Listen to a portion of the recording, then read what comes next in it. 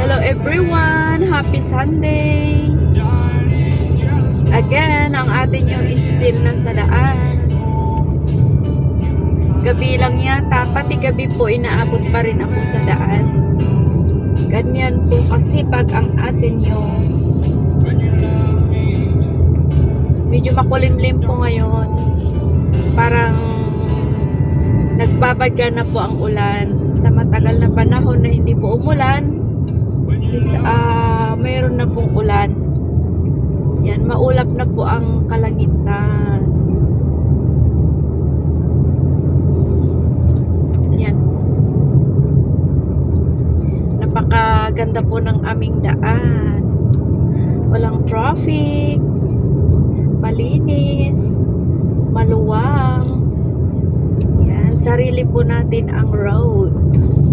Basta mag-ingat lang po tayo sa pagmamaneho.